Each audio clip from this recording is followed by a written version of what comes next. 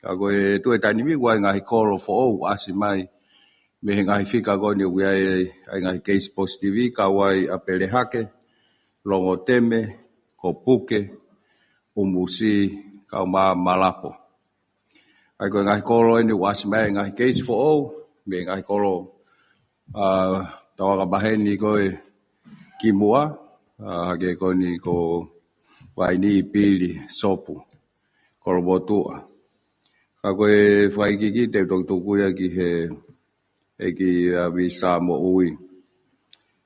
Time tatau pe ku o whatoka e pureanga nei kau e ngai keisi ko ni keisi kau sela i hua toltoli muna ma una positive. Pandai whai lewe ngau e whawawave ai pot ngai mo ui. Ke tesi kai ngata pe kau sela mo nau family kau maa foki aki nau tolu. O ku tauhi koe hua toltoli. Pagea mai ke aho ni, koe keisi pe taha, nai toi maa wai. Pau ngau e minister koe ni ki he prisone, kau maa ai komisiona ki he prisone. I hono fotutuu, ai ngai feituu ke tauhi ki ai. Mahina uto pe isolation nia ai kau sela, kai moi toko taha ko de tauhi i hua toltoli nai positive mo ia ki a feitu make e tau ki ai ki whasisi ai ala uesia ai toenga o ki nau tolu o ku tauhi ko ia i hua toltoli. Tai tatau pe mea te mista mo ui ka mo e timi ke toko nii ai ngau e konu whai wawau ki he wakai ange sio ene mo fere pe ne pipihi holo he ngai kolo kono wawau e to wat pe moia he mista mo ui hangai whamatala whekawaki pa mo ki whai ki ai ai to kore pe ke mi to kon pare mea mista me te ki ata whamatala whekawaki mo ngahi uta koini o ko mai me muri o whenga koe customu mo e quarantine ke klia tu ke tokoni ki he tau lockdown ni kon he tainimi o whatawange pe kau whare maha koe na nau whai siwi COVID tahiwa koe kau negativi en tau mai koe ni. Hange pe koe na tau whemahino aki e wiko osi e whai kore ke pot ngai moui. Ke na lawa mai leo whaha mo ki tesi. Koe toko ne pe ka mo tolu koe ngai koe pe he koe rifia koe ke mo tui maha mo mas. Koe tui o tokoni pe ia ke tau ngā ue ke whai hano siwi. Ke tau wheironga ki pepe ko hai tūnga tau iai. Pako tui ko lava ko toi kai siwi, pako ini ko tui ko hinga ia mo mata whiawhia po pongini, ko ngā ko mo sio mai ka mautolu ka ko ngā ko negativi ho mo tesi. Kai ke toi whaloloa te tuka ke misa moi, ke ne ato ki whai kiki, whikawaki pa mo e ngahi tesi ko ni nai whai he weekendi. Malo. Halo vido i kore mea pako kore peke hufanga te tal whatap kakato whakahoata me he ngahi whamafola rea. Kai ata mo motuan ke hokwatu press conference e pongpong ini. Tau whaftai peke o toa mafmafi he kei whakiwi mai kai tau tolu, mo i kakai whanua, ke whakahokwatu ho tau ngai whatongia. Nea ngoe taim whai ngata koe ni. Hange koe mea koe ek pare mea, koe taim ni aho whalaite, he whia whalaite, na whai tau press conference whamui mui, na whiunga mo case whakatoa te au anoa. O kulau ki heni, ai case e ono ko ia, pia mei wawau. I aho toko naki, na mauai positive cases e tahanima, pia sāpate, na mauai ai case e whā, o tanak whakatoa ia, koe case he tainimi i tonga ni o whiunga mo case e te au tolu hiva, te au tolu i tonga tapuni, pe mo case e ono, pe mei wawa. Mo whakatoka ngai anga u tu mao i case o wawa u, he te kei ke lava mao mai ha specimen, ke whai hono sivi. Whaku wholau ate timi pa me potungai mo ui he ahoni, ke tokoni ki he tunga kui ai koe a wawa u, pe a whoki mai, pe a moha ngahi specimen, ke whai hono sivi, ke toi whakapapau, ka kumautui, koe whika koe wawa u, malawa pe ke toi aluia ki o lunga. O hange pe ku tau sio i he tainimi. katoa e ukeisi koe ni, koe e toko taha, ai koe na e wikawa, na e whaipikai tala noa, na e whakaata ia pe na e tukoange ia i aho whalaite. Koe aho taha nima, ia e toko whaai e tukuange, whakaata nau tōku, nau ata, ai ku nau negativi. Aho taha ono, ia e toko taha, aho taha fitu, ia e toko ua, pe hoko pehe atu pe aho no whakahoko atu. Mo whakatokanga iange e hoeiki, kua sia e kau frontliners, kau laine mua, i ngau e koe ni, ku o si mau ki nau tolu e he vailasi omikoloni, pe au ku whakahoko pe mea tatau, pa mo e ngau e tatau ki a tek nau tolu. Koe ki whakaikiki pe, koe au koe ki he ahoni, koe keisien e tolu afe o no ngeau valua, o si whaiho nau CV. Positivia e te au tolu hiva, pe a negativi ai tolu afe ni mangeau whaatolu, he au koe ki ahoni. Nai whai ki isio ke ki whaiho no vahe, ai kakai whewhine, mo kakai tangata ku puke koe he whakoutua. Aia ko tonga tapuni, koe kakai tangata e toko ono walu. Kakai whewhine toko ono nima. Wawau, kakai tangata e toko nima, whewhine taha. Aia ku whakatoa ia, koe kakai tangata e fitu tolu, kakai whewhine ono. Ko hinga pe, o hake nia soane, o kai ke hake pehe ia ke hange koe ngahi whakoutua ke tō mamafa ki he kakai tangata pe koe kakai whewhine, koe nia u tatau ai pe, ka kumatu unga pe, i e te whaka ehi. Koe si taha, he kaupuke, koe tō taha koe mahina e nima, koe lahi taha koe he kaupuke, ta ua no tolu. Aia koe tunga ia koe ia, o whahako atu koe he tainimi, koe tu koe he tainimi, o ku whainga maari e pe, ki nau tolu koe ni, nai pe toko taha, he wiki e ni, nai whema o ki lere ha ne kasa. He toko taha pe kuta e hela, nai whema o ke lere kasa, pa nai lere ka ui e tunga whakawhia maari e pe. Koe toi ngā, o ku hange pe koe ngahi press conference koe ki mua, o ku nau i e tunga lele pe, koe mild symptoms pe koe ngahi whakailonga koe mea nau tolu koe mofi, tare, ka moe ki fofonu. E hoko atai pe au heni ki he tunga ko ki e tau huhu malu i. He tau press conference whakamui, nai whiunga whakatoa mo i pesete hiwavalu, ai tos ulu aki. Aia na e whiunga ia mo e kakai e fitu nima, tolu ni maono. Fitu afe ni mangeau, fitu mano ni maafe, tongeau ni maono. Ka koe ihe pongi ni, o whiunga, mo e fitu mano, ni maafe, ni mangeau ono fitu. Ko ia lala, me press conference whakamui, toko uangeau taha, te gai ke huhu malu, na na uomai o huhu malu. Koe tausi koe honoua, toko uangeau tolu walu, na naulava mai o huhu tausi ua. Koe tunga koe e huhu whakalahi, pe koe huhu whakaivia, pe koe pusta, na pesete taha ono, i he tau press conference whakamui, koe toko taha mano, tolngeau tolu noa. Ka i he pongpongi ni, o pesete taha hiva, toko taha mano, uafe, te au tolu noa. Aia koe toko tahafe walungea uia, me he tau press conference whakamui, o au koe ki he pongpongi ni. Ku whakahoko te au e ngai whika ko ia, ka moe whamaloa tua ki nau tolu koen ku nau lava mai.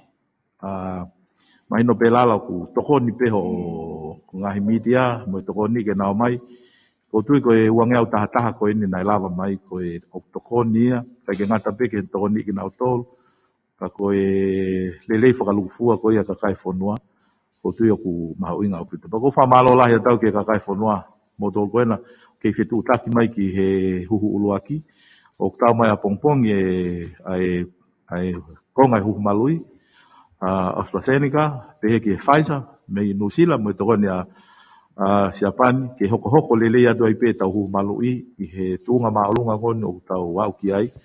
Pe hange ko whakahoha a koe i ngahi press conference ki mua.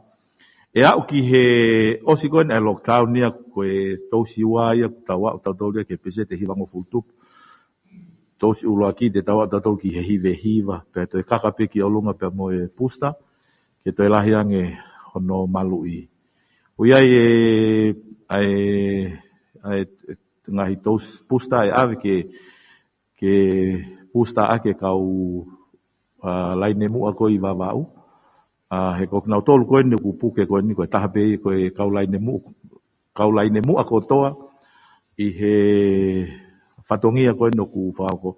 Pako whamalo bende ke kau laine mua he nau ke i lotola ke whako whatongia koe ni. Pea mo whamalo atu he tariangi ke potunga aue e ngahi tutu ni o ku kore atu ke tau mui ki ai. Ko wawau, ko ki lawe atu pe ke tunga hukumalu ya wawau. Koe target population, koe ki nau tolu koe nai whemau koe ke hukumalui. Koe toko tahamano hi wangau walfit. Koe ulak tousi nai pese te hiwa tolu. Tousi ua koe a wawau nai pese te walu. Huku koe tau tahaua ke tau tahafitu. Koe ulak tousi koe i wawau nai pese te hiwa fitu. Pea koe tousi hono ua nai pese te hiwa tolu. Ai koe tunga koe hukumalui koe wawau o ye tunga whakawhia maari e au pipa. Koe au mai koe ne ai konga koe ne hukumalui e mahino pe toi malawa pe ke aluhake ki olunga tatau katoa pe tos uluaki hoani pe moe hu whakalahi. Ai koe ki tānaki at peia katoki ai hamea toki whehu i maanai ko tui koe tunga ku ia e potunga au he tainemi. Malo. Koe ki teu ki update ai te au e tunga koe tau uta koe i wafu. Mo mea be foki na e tau mai container tolu wha. Na e whakatua sila mai me nusila e tokon kon ho tau kai ngā me nusila ke nimo. Koe whamatala kon mau mai tai mini container e tolu ngofulu e tolu noa ko o si whae ngau e kei o si whae tu wha. O wha o ki he o mau e he ngahi api koe na e whakatua sila mai ke ai. Koe container e wha. Ai una ulo tonga ngau e ke umea whakapepa ki he waka ke whakakato. Koe leo mai container e tahanima fo ou. O whatua sila ke he pea. Whatua sila pea ke kau agent kou o mai ki ai. Kau whafofonga o mai ki ai. Ka te nau ngau e whaipe a hono mau ngahi koloa ko ia me wafu i he whonga tatau pe. He kake nau tuwang ke awe ki he ngahi whaitu ko koe kau agent e tu pe wafu. Ke ui pe ai ngahi hingoa. Ka koe whakamuna alawa ke whakakato ia he weekend. Koe tau waka koe ia mai sa pe ke tu pe he ipaleme. Koe tau waka ko hau bea me nuksila. Mo fish mo Australia tau mai waka me nusila i he tahawa tol ni ma pongpong. Koe waka koe me fisi tau mai he wha, waka koe me Australia tau mai i he ni ma hongo fulu e whiawhia pongpongi. Koe kau pāsese na mau set pe ke oa au ki he toko uange au. O koe tolahi koe kau sivi whakatoa ngai waka koe ni. Tika ke mau e ai whika whakafo i waka he taiminu ke whai pe whok whengau e aki ke sivi e koe ai whahinga nei o slesi sita mai ke o mai ka siwe atuia ku mau ia he mahakipa unau nofat na tol. Ai koe wheto aki koe whika koe au ke whai ngau ke he taimin. Au mawhaam ke kakato mai ai whamatala koe ai he haon ki mo ai hau ai waka. Malo ki update pe whika aku pe moe uta. Pe moe waka repatriation koe pe me fisi mo nusila mo Australia. Malo. Ngahi wheu e, atape e.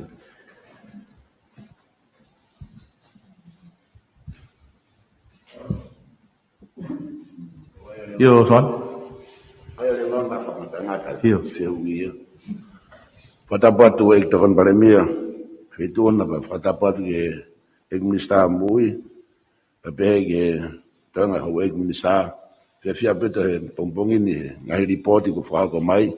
Mai no pito e Ai ngā ue lahi mo whai he whitu una ki he mako tau whanua he pure anga pe whoke ki Mr. Moi.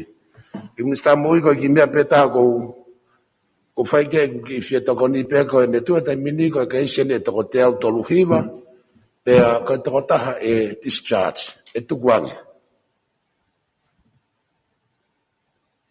Ko e toko lahi o tongani toko statistika whamui i he toi kakai toko taha kilu maa tolu afi.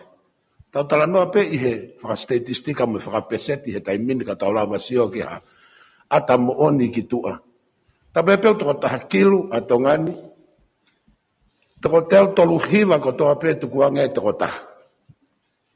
Toko taha kilu kapau e osi kapai puke katoa toko taha kilu pia whehu ia te taimini ko toko fitungia taha whape e tukuange.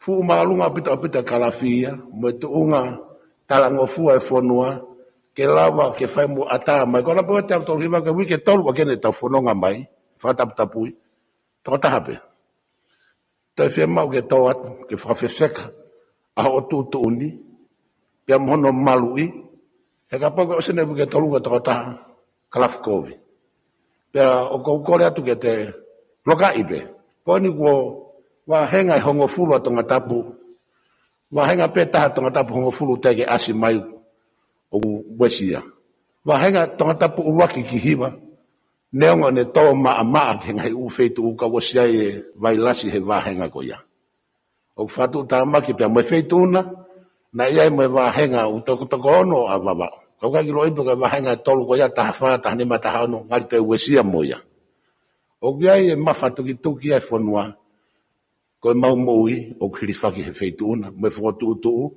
he kai ke ngatai ka ko faitu tu ne e ki paremia e magatu unga mehe faitu tu ni fra pota feituna pe mo e CEO tika ke au mai feitu ko ya ko fikawa pe ki Mr. Moi na tege na iwi ko sina mahina ai repatriation flight ko te tau mai apongi pe ai ha fatoranga i hotspot e tongani lolo tonga e tau whainga tā ia te kai ke tau trace virus ko ni pe ko fefe tu kamata me ai ko tu uta mai tau repatriation flight e tolu. Ko le pe ke te reconsider te ki isia mua na ia ha whainga maria ke tau hanga o ai ha foi spot fika u holo hifo o hu ki tu ha toko hongo fulu pe sete hongo fulu pa tau whakawa foi flight e taha ke hu mai. Lo tonga e nau fihia ko unga kone nau no fai to preanga na ia e valo so na wa fonua a honi ko to e vala sia i tonga ni me ko vita hiva u tau frawa te tau tol pa ko le pege te reconsider fituna ai tu toni pe ko fra aussi ka te foto e lalo e pare mia ko e fa mole pena fie matamu a fituna ma fate ku to ke motuani to fola ta matuie fare area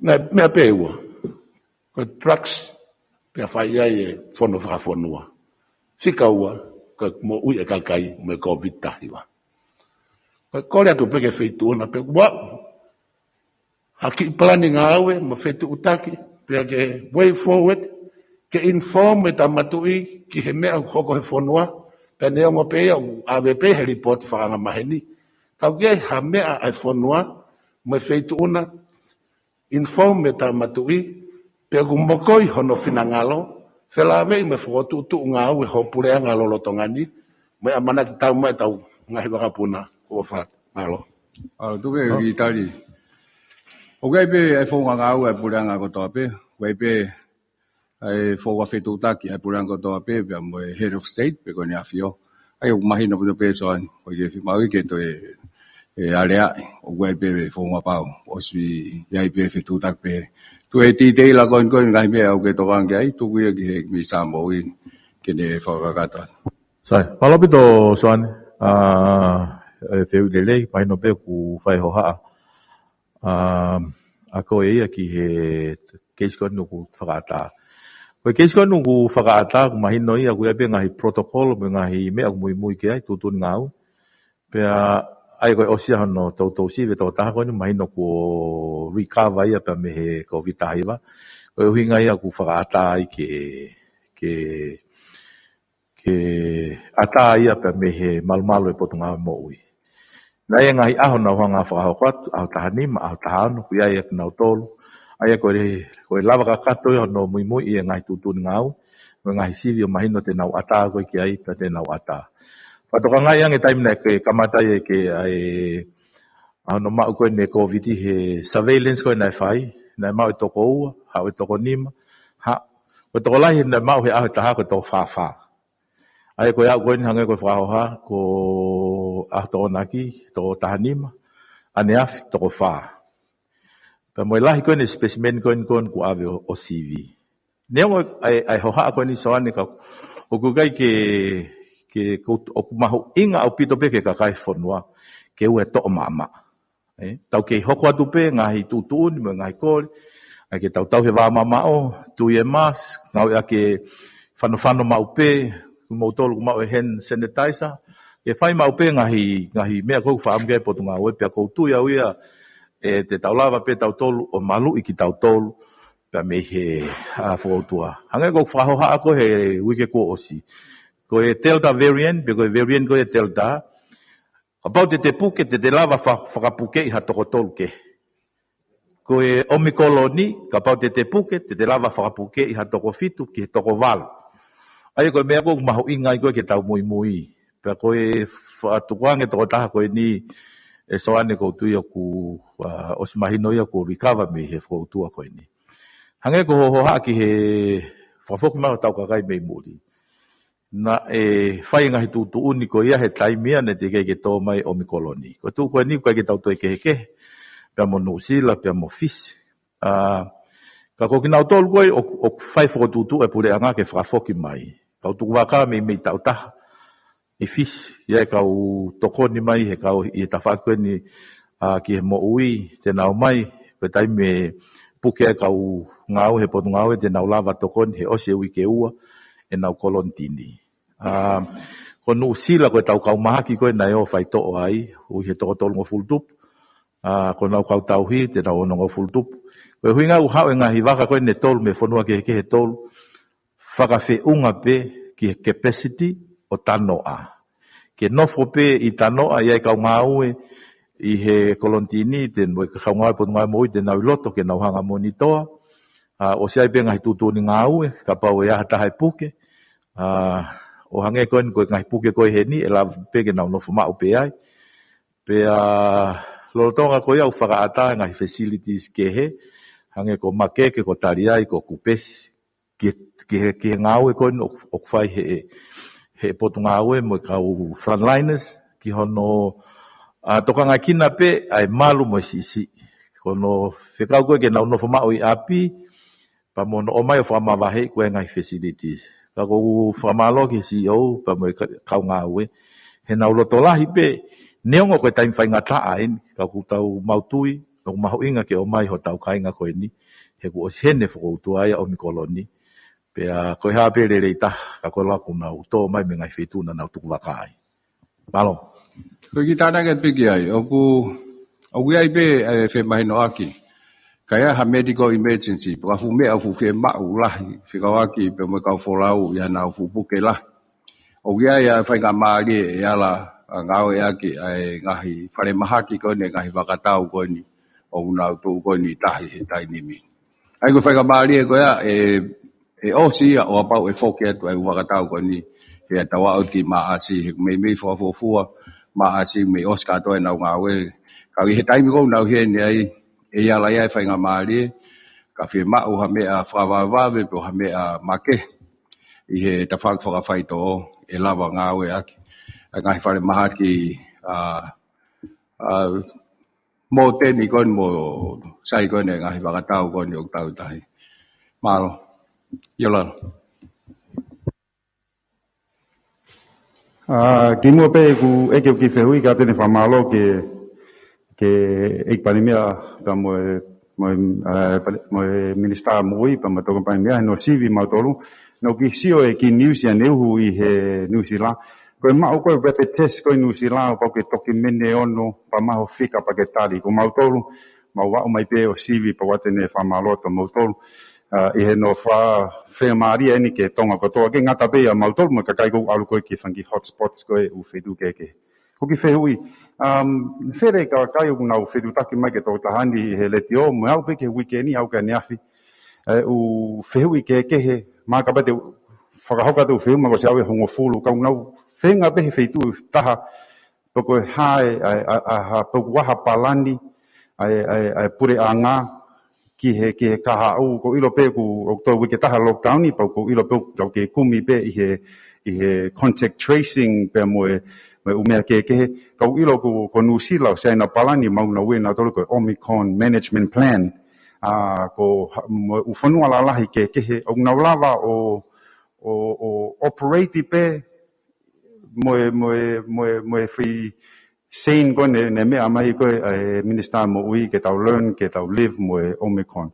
Ko ki whehui bene ke mau kato u whehui ko mai ko ka mau tolu ko here tio pa mo au ko i he tā telefoni mai. Pe kua palani ai puri a ngā he ko ilo pe ke tawhaki ekonomika pau ke safa. Tawhaki ko ke mo ui ko whakata mai pau pe ke safa he o tu lockdown ni ko ni. Ko ke ki whehui pe aha palani ke kaha au ke tau lava o learn ke tau nofu aki pe ai mea koen ko Omicron po mo coronavirus. Malo. Ki tai whalu fuat. Ia, o si whai ai whemea ki kon mo ho ik minister ta hai ngai sektor ke ke nau hanga o achas e nau palani. Matu ke palani e ne kamata ma ke tau ia ne kai ki ai anticipation e ai tsunami pe ko ai COVID tahiwa. O paule ke ki lili ulewa po nau to modify e nau palani ko hinga ke take into account ai environment ni ai kon COVID tahiwa tai ni. Ai paule ke tau si o hangi ki hako. E anga whewhe lewa whai e CV o pau sai pe le te o ia e lawa pe o lele. Ka wā uke ki time koe assessment ni. Fo ke tau assessment he le te o he ku ke ma te ke fusai interneti. Pata na amo tau algo ke interneti. E anga whewhe ia o pau tokolahi e whanau ia o koe ke nau maa na to interneti. Ai pau ke hao leo put ngā koe nau sio pe koe anga whewhe e nau kai ki ngata pe hono ako e whanau. Kai anga whewhe hano wakai ai tuunga o kua uke e whanau ako i ātakai koe tainimi. Ai koe put ngā ako pe ia. Mea tatau pe ke ngai put ngā ke he. E nau toi sio ke palani koe nau tolu achas pe hono liliu ke take into account ai ātakai whanangata koe ni o COVID tahiwa. Ka koe mea koe ni ke he traffic light mo mea te tuka ke misa mo hui. Ke whaha ne mea ki ai pa mo e si o. Malo. Tawe ke si o ke ne tare te whiu ila.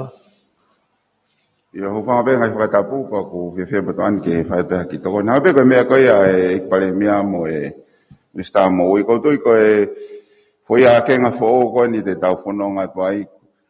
Ke whakatonga i pe ka kai koe o tau tolu katoa. O kai koe pureanga pe koe purungai mo ui. Koe whoi new norm koe ni koe mea whakalukfua. Te hange pe ko whehe ui lala koe tau wako koe ni ke tau nofo mo e Omicron hange pe koe ia o whai e nosila me ngai whanua koe. O kupau ke ai ke tau ngai he tō taha kotoa o koe ni ki whatongia. Ai o koe to whatongia hatau whadata ke tui e mask. Uton ke whatonga he tō taha kotoa kua pau ke tui mask. E tok whai no whakaiki ke whangi mea koe ni o atu ki he kabineti. Ka koe kau kua whakatata pe hange pe koe vaccine pass. O ton ke osi whakatonga he tō taha kotoa ton ke tau holo pe ki vaccination pass. Ke whai ngofua ai hono check. Koe mea ke tau he wā mamao, whawhiawhia o bita pongpongin. Kua wate mo whakatonga i pe. Kua mou sivi katoa, kua mou hao. O whakamahi no i mou tauhi. Ai wā mamao, mou tauhi, mou whano. Ai koe whakawhiawhia ia, ai taki he media, ai tokanga ko ia. O ki whiela peo ke kotua koe te tau toki whanonga pe tau tolo e mahino pe ia koe koha mea ia o kotua whaingata. Ka kotua koe mea koe te tau whanonga pe ki ai pe a ku. Mo te whamanatu i pe koe tau lahe tau ngahi case positive tongani tai min ok nofu pe api. E o tau oslava pe tau tolo manage how ai kau ngā api. Me he toko taha o koke. Koe ki tokanga koe ki he repatriation. O fus malo bito repatriation ia he tau mai te toke quarantine facility. Fu malo bito ia. Pe fai hono tokanga I repatriation process ya ke kahau. Pe lava pe o nau repatriate mai pe o isolate o nau api. Ko anga pe whakatata. He kau pau fo ke fai hono tala noa ke pau. Ko anga pe whakatata ki he tau whanonga ko ini.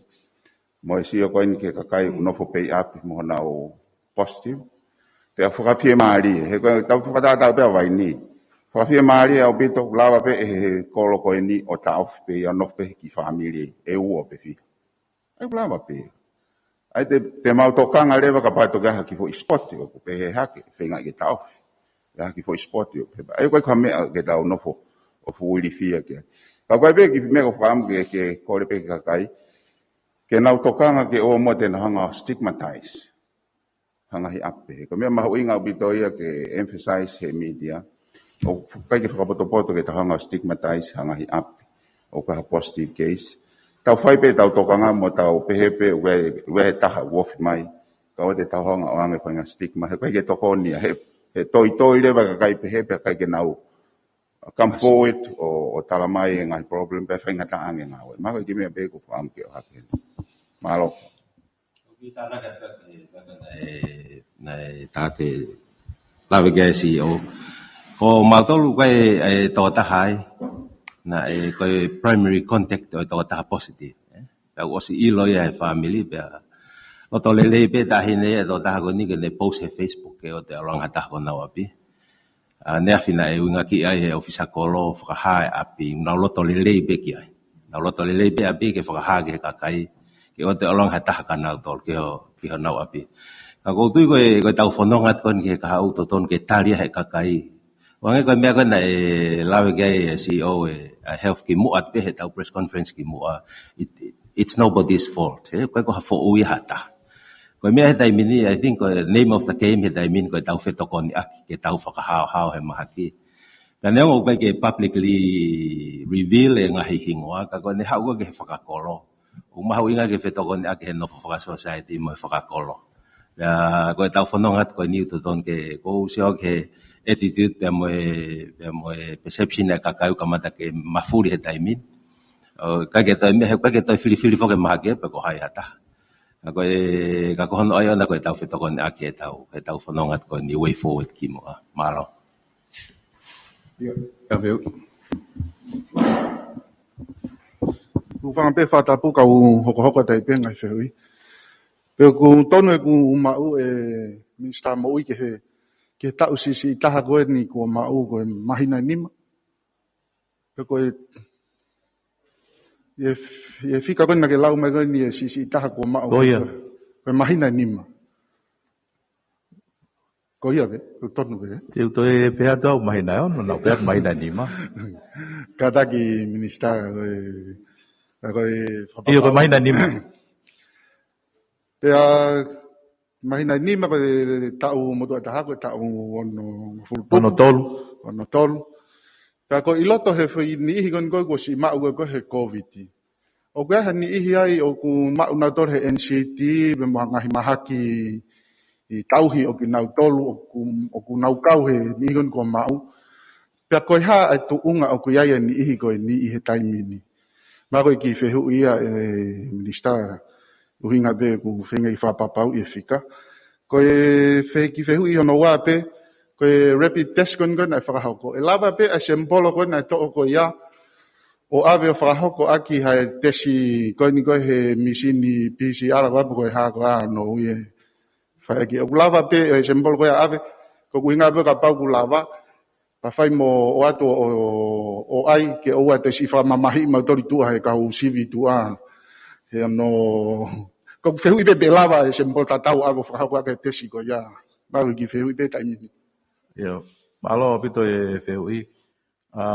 Koe tu koe he tainimi, iyo, hange ko whaha nei, koe tō taha ku hela, koe tō taha koe suka, kau ku nau whainga maari e pe. Ia tainimi. Hange ko whaha, koe tō taha pe na tō whemau ke e hane ki whemau kasa oksisena na e lava he wikendi. Ka kono katoa kaua e kaureka koe ni. Whainga maari e pe. Ko whihui koe ki he rapid Taki kai ke lava rapid test ia o ave o fai ke PCR la. Ke he peho no ai ko rapid test ko NP ko PCR la o ku pau be ke to si ke he ia. Ai ko ne ala pe ka pau o te si ku positive ko na autoria e ave o to repeat pe ko no to test ke fa pau e PCR la. Ko ia pe. Ka pe. Ko mai ka ni no ni. Malo ik pandemia pa malo te venga mari ko ni. O veo tu ki muy me pe veo que na mo aki ha molala. Pe ki fie ilo pe que te ftoi whakaukau pe ko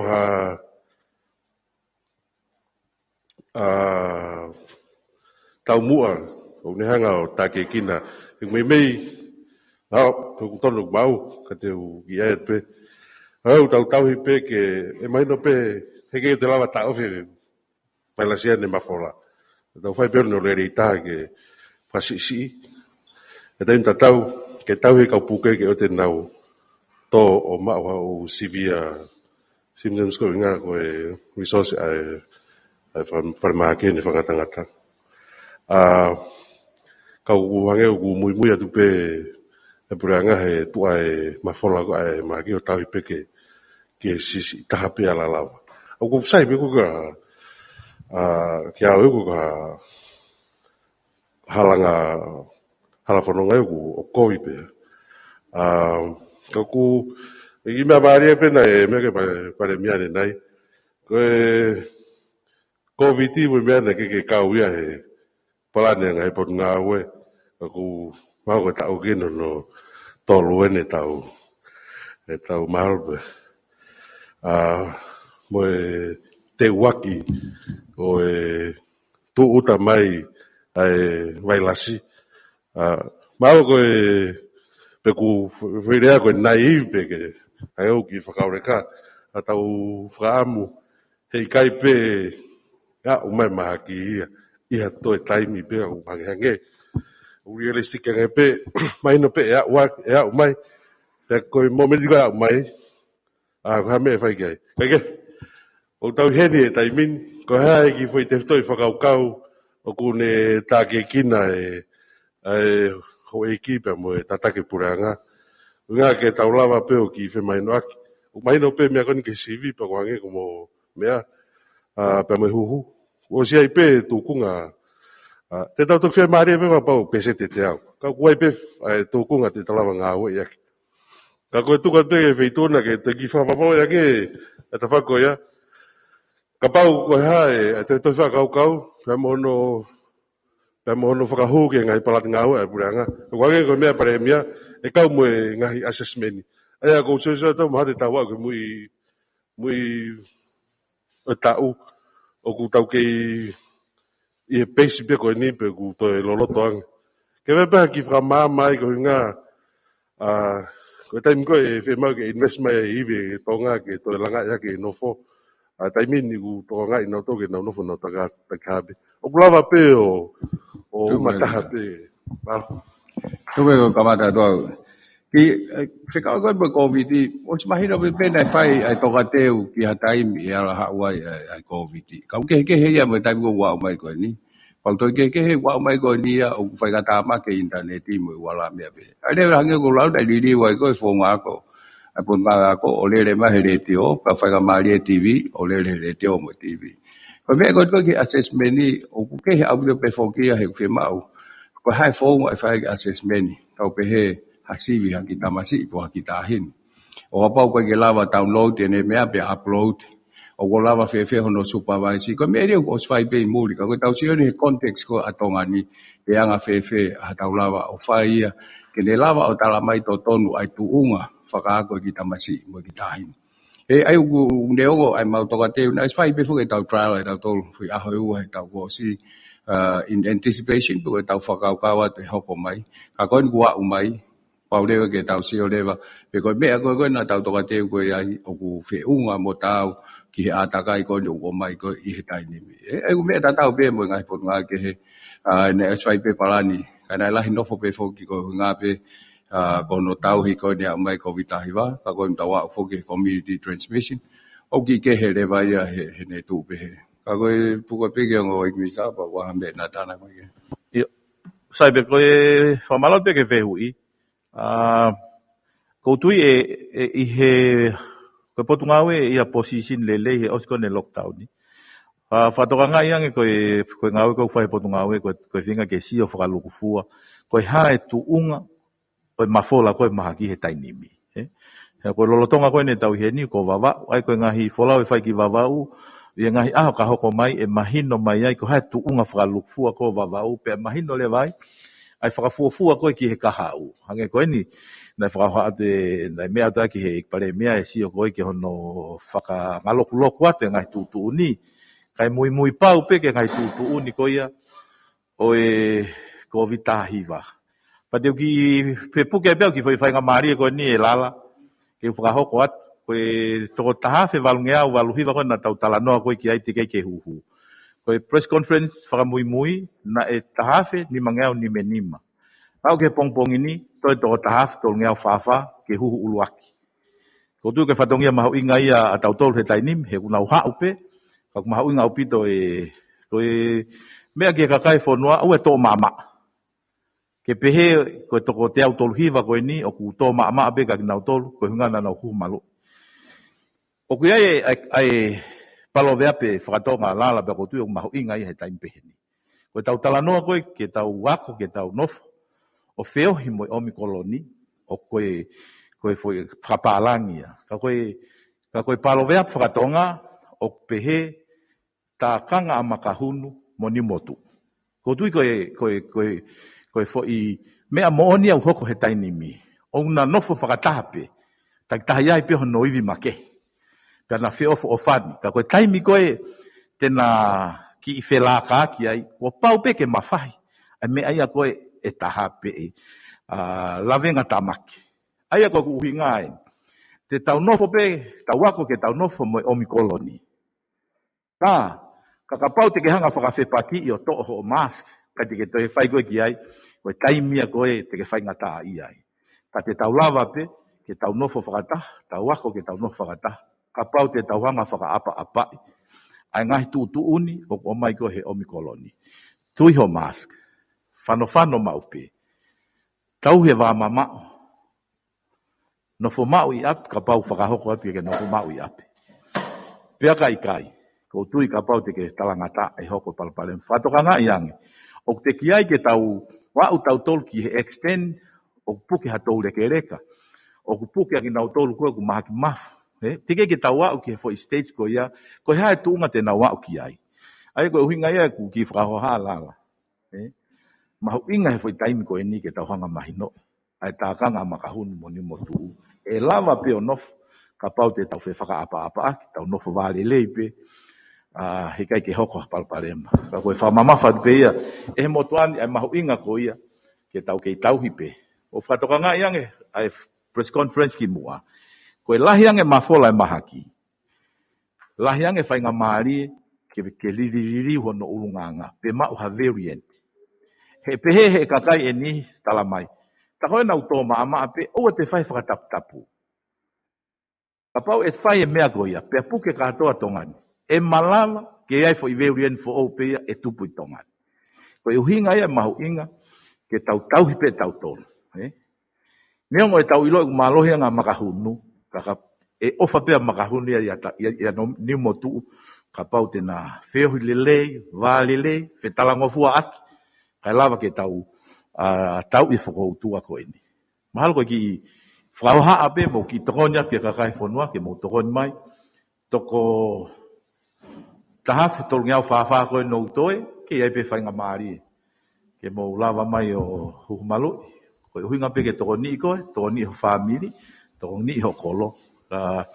Ki mea pe ko manat lala ke whakahoko atu. Malo. Aro.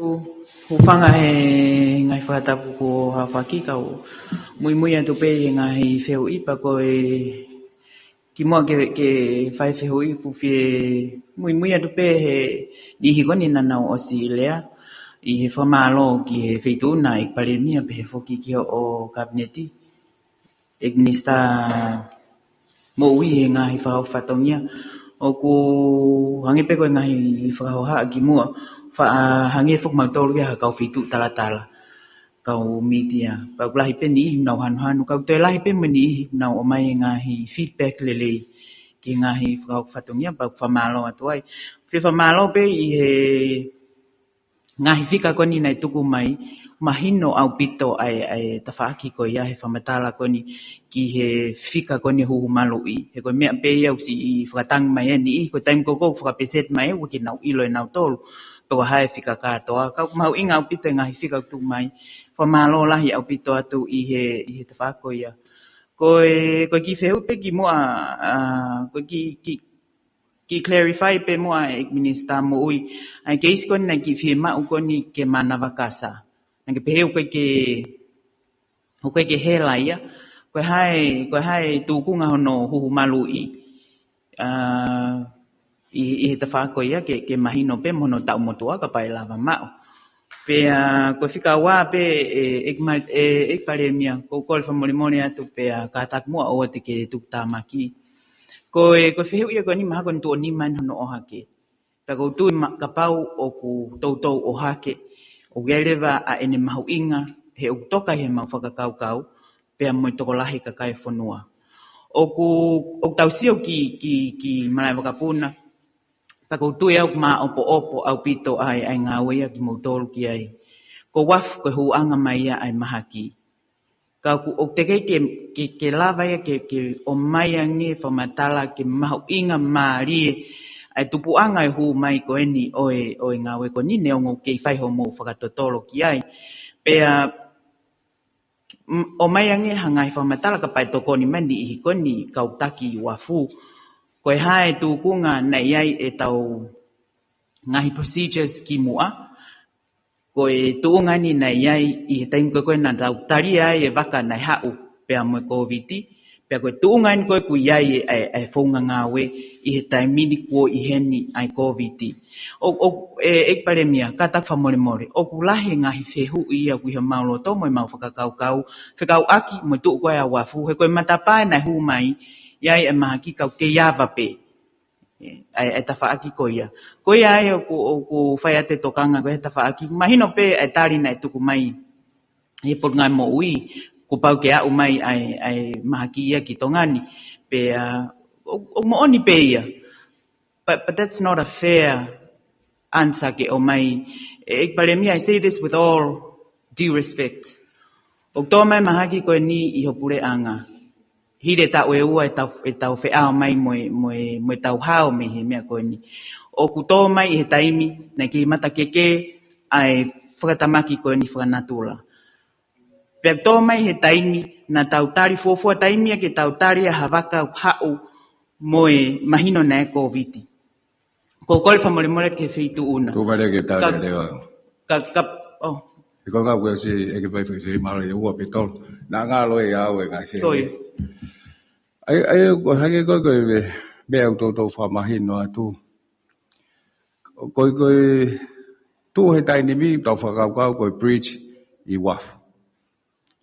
Pau whai ai ngā ue ki ai hange koe nai swahoko atu pe. Ki he waka koe nai. Matu koe waka ko tope pau ke nau submit mai tope o mai. E nau rekoti, nai negative e nau PCR. Pea tongo fua ke nau ha. Koe tūtū ni anga maheni. Hage koe nai mea tau pehe vista moi ki mua. Koe mea ni kou mau whikumi ki ngai pot hoko. Nai develop ha positive ia lo toka e ne whanonga mai koe keni. Hage pe koe Adelaide. Nai negative katoa. Nau heka mai tok positive e toko tahe nau kau ngāwe. I he ne whanonga mai. Ai koe whakau ia ke wakai ke uwaka uta koloa. Pena ia hawaka nai tok positive ia he osi e ne whanonga mai koe ki tongani. Pako whamatala koe ia uloto awe ai ukuiri ki whai mai ka hatari me ngahi poate, pe koe ngahi pote.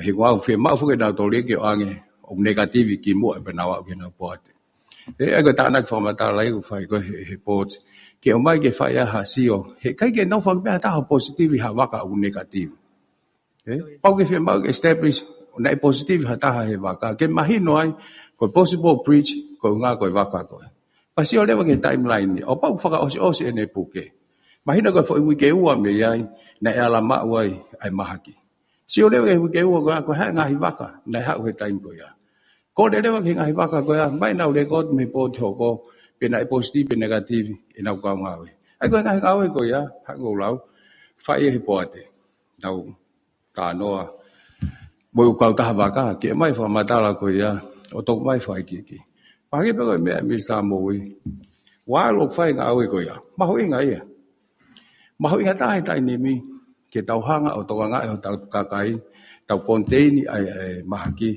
fenga ai vaccination ke la ke si ai pukela he kakai hake ko tau sio ton ke tai ni ka to e ka mahaki me o stapovex ak do su hu ko to tu ke fa nau iki ai po mo si loi te ke fa hu me tau ta ki la ai ko hinga ai ko he kai ke to li fai fa to le ki ai ko ngau la he tai ni mi he kai ke tau focus e fa to lo kai tu ko mahaki ke le ya pipi hila be i tonga ai ko fai leva fai ngau ki he time ta dau be fai ngau ki ke ta tau te ke vaccination ni ko hinga pe ke la ai ko o ke pe he ya o ma inga nge ta i he fa to ye ta le lo wa pe ka ko ke hinga ya ke tau no fo ta pe sio ko ha le ba tau le ma bridge of course te tau lava fa le ya fo nga we kai tu no ai le va o tu ai ko ai mo ui mo mate tau ka kai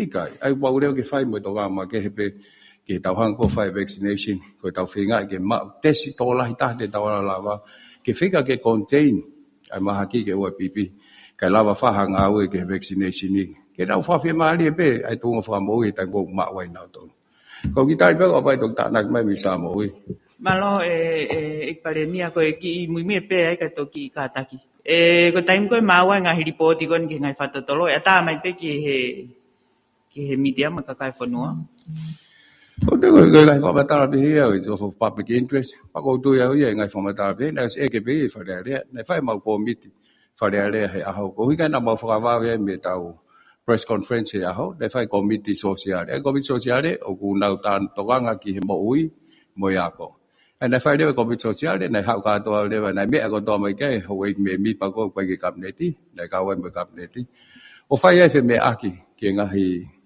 ngai me ko na ko to ga ai mo ngai me na o ha ke e la pa mo ti pa ko mo si lo pe ko fa mata la ko i committee fa le ya alo fa le ya public le wa ai ko hange ko ke ko fa no i o al public alo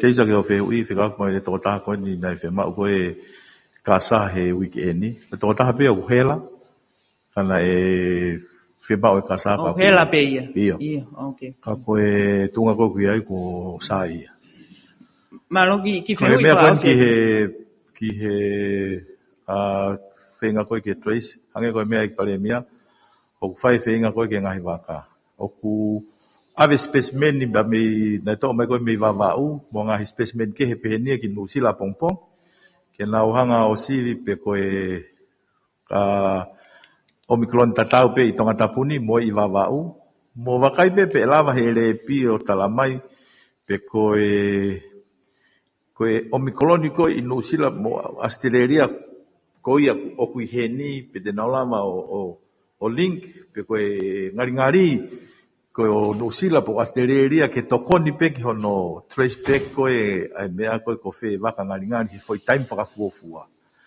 mo fatoka nga yang ko fa ngata ko ai ngawe ko ni he ka pau na ko ne ha upe o hange o te puke pe ilo ko covid e fa ngofua ka ko mana tu fo ka pau na kai ke fa surveillance e kai ke pike positive case ia ai kono piki ko positive case mo ngahi ola ko mau mahino na os mau he ngahi lau aho pe wike ki mu ai kono ko fa ngata ai ka fa ngawe ko ki ai tai ni pa ko tui ko os ko foi fa matala ko ni ton ke mo mau mahino ko ba o ngai whamatala ka kato ko ini, atai, ka ko hunga ko whai tu kuingata, i ngahi tawha ke lawa o pinpoint ni. Mahino ha amoa na o mai ke isi he nao MIQ. Mo where pe MIQ, he MIQ mahino ia koe hae wakai me pushpein. Koen, na kehe atongan, au kei whai e ngāui kia ke whakapapau. O kui kai ko ngāui whai ngofu aen. Ka ko hangai ko mea ek pare mia. O kulele ngāui ko ia, ka mawhatuki ange ke he pule anga me potu ngāui. Ke control pe tau ta ofi, ai mafola o i mahaki, mo ako ia kakai, ke nofo moia, ka mahino, ai tākanga a makahunu mo ni motu e mālohi pia makahunu. Lala Malo. Pare mia kata kau ki fehu ia taipe ki he tokon pare mia. Wai pe ni hunau o kunau eke mai ko ngahi tohi whakaata. He taimi holo koe ni lokoloka. O ku homo ofisi pe hau me ai pe ku pau ke ase ai ho famoni. Te me fangi tohi ni i ku asi pe ta ofisi ia make. O nau toi isiu ha fai tohi pe he kataki. Ika ton koe ni mo pe. Kau pau pe ke ase me famoni. Ako ke fatoa ngai pe ni ko nau fanongo mai ta fa ko te aspe me fangi to ke he Oye na fa ase me fangi to pe pau fe kau pe kau tama ke na nga to ka to fangi to ko ya ka ai fa lele pe ku mandu ko time pe ni ko mau inga ko me ko fa ata he ta press conference pe ni hange ko stock up ko fa le ko lo ma me ai mahino pi to pe fa ata kai ke fa ata no ai ko pe u ko le ni he ala to lo ya pe ke ta si ke o se ta lockdown ni Malo fa si pe pare mia ko lave pe ko ke he ni minister panga ka pau ko ha nai ha ko tu na so ha ke pe la lai e fe hui ko ni pe va mai ha mahino ha palani ke to ko ni e ngai business ta te fito ke ngai business ki mon pe he ke mo wala mai mo tolu o fua ka to e ka nonga ta maki ta te fito ke va he ngai ka nga we Wai nai vave mai haki mahino mai haki tokoni he tafaaki ko ia kata malo. Wow. Ko via mai ka hini hange ko panga te au nei o atu ko ki ho mo wa uhila. Ka to ai kau ngā ue ko to pe nau lave he mono ia ko ni. Ai ko ke nei hui ka pau te mau tuli holo ai ka kai tau pe he o ku ngā ue i private sector ke age nau panga te au e whai ka taa ia. Paru pehe koe whaua wawe taha pe, ko no kretiti ki he nau moua uhila, ke au tonu pe kia ki nau tonu. Na au pau ni manoa pe nau moua, toki ngau ege ni manoa toi, mea hoko. Ka ko whaua wawe taha ia immediately, e lava ua toi, ai ki tokon koe ahi, mau ilo pe tola he private sector, mahalu kai ke mai nau wahe, ka koe ki whaunga pe ni lava oa toi. Ko tokon ni ke businessi, o tole ke whahasi oi hange koe, ke o atu ha facility ke lava no ai ke lele lo loa ai me ka ngai me pe he au ko fai ai fe me a ke mi sa pa nga pa mo mi sa rei pa ke si wange ko high long term plan ke recovery o ta fa private sector ko tu fa pa nga sai be he tai ni ka ko ta lele lo loa ko ke recover business o ton ke ai ha more sustainable measures ke na pe he ke lava o toi mo ui ai pe lava ai business ko ia o operate e atakai ko COVID tahiwa pau ke adjust lewa ngai fonga nga awe ni ko higa pe he ko fonga nga mahini he kai ke lava ia lele i he whakatap ko ni o COVID tahiwa pau ke aha ki liriu pau kau he me au fai si o ke ai CEO ka nga administra mo ui pa mo bau tol ko ni kapneti ko hai me ho ko osko ni wike ua o mahino e tap do ke wike ua ka ko hale vai me ho ko le vai ai mau se le vai ke he programa traffic light ko ni put ngai mo ui pe ya hanga service ki fa mo ui ka whakatanga ta hange ko putu ange mau se ko ke mali to ki fa ngo fu abe hange fa ki restriction to ko ngo fu lu pe to ko wano ai tu hange ko putu fa ki me be ke ho pe ta mo ui ka o ta au ka to pe ngai me ko to pe kai ai hanga tu ni pau hange ko wear mask distance whatosi e toko lahi whare i tua. Ko gapi kai hoko atu pe e ngahi. Tau pe ko ngahi me anga maheni ke mo ui. Iha whaunga au toi kehe ange. Ko hinga pe ko tau whaka apa-apai. Ai ko vitahi wa pa mohono whātangata. Malo. Au viveu ke tolu. Tua ki kamatai po to hoko chone.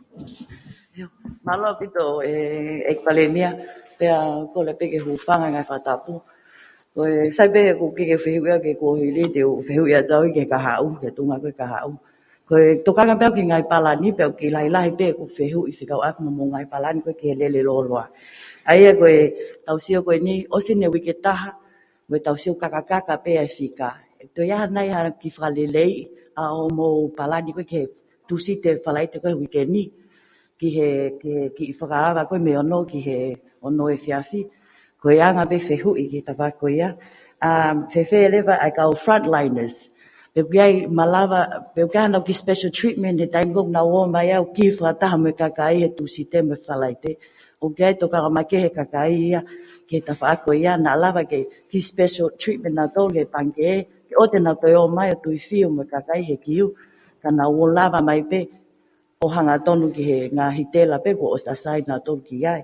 Ai ko tokanga mai pe ea ai kau frontliners he taimikong nau malawai ke ki hō mai ki toa. Ko e whamaloa tu e tokon palemia ki ho mea koe whikau aki pa mo wā he ngāngi ki whamiri pa mau pōpōnga pito ki he tawha ako ia ki hono tuku mai ai.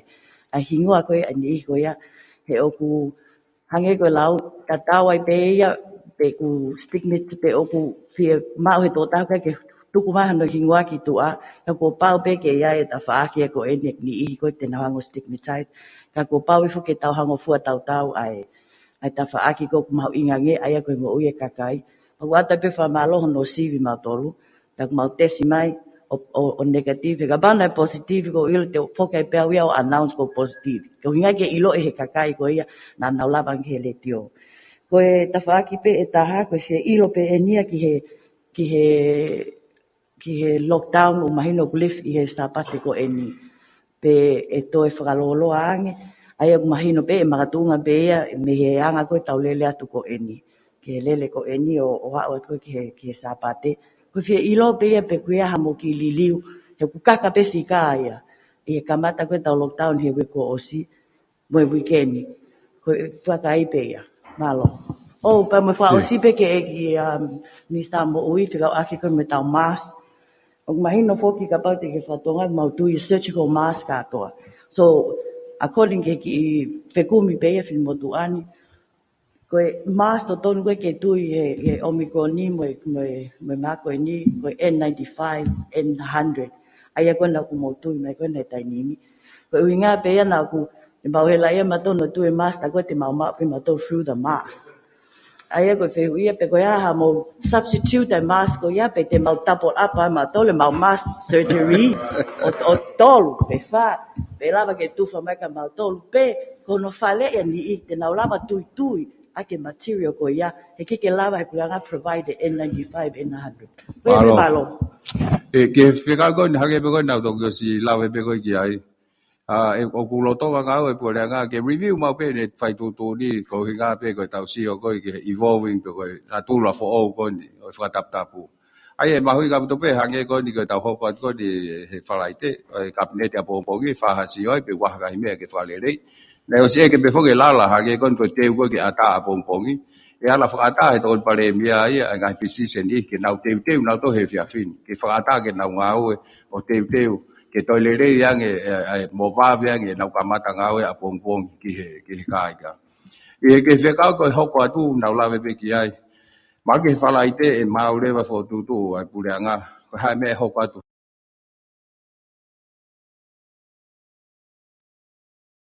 He osi sapate. E kai ke tong talatu pe ki he aho sapate. Ata whangamari.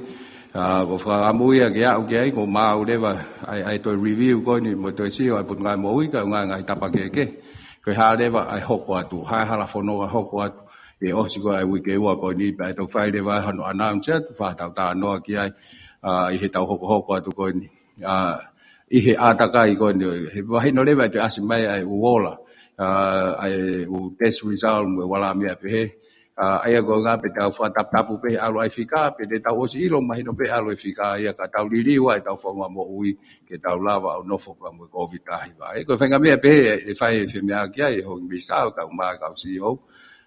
Pai whahoka tua pōngpōng ia we he pure lulu ia e whai tūtōni koe pe kahari riu ke whalaite. Pai whahoka lewa he whalaite koe hārewa e tau hoko atu koe he osi ai wike ua. Malo, kai tuka ke o misa ki natu. Eo, malo? Kai ki tale malo e whehui Marianne. Oku os mahino pe ia koe masko N95 hanga koe ko whehui. Koe rei taha. Koe tuko he tainimi, koe uhinga ku tufai e koe N95 o ku mauwhenga ke whakakakato ke kau frontline. Ko nau tolu ko nau ngawe vaofi mo nau tolu e mau e mahaki. Ke mau whewheu ke nofo pe i api. Koe mahu inga koe te nofo i api pa ke tui ho masko nau ke tatau e pepe koe hae Hamas. O kai pe koe surgical mask, koe mask tu pen ko tui. Koe tau mua koe oe mask.